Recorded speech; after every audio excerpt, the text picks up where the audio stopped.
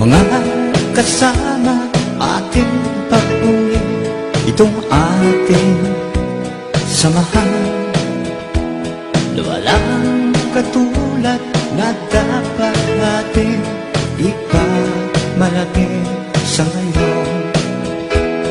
At darating pang henerasyon na tayo'y mga kadyas, mga Ginoo at nagkakaisang katuwang ng lahing Pilipino. Magigiting at maalam na tagapagtanggol na bansa at lipunan. Yan ang mga kadyas, taas doon tayo mga kasama, na tayong kadyas ay may pagkakaisa.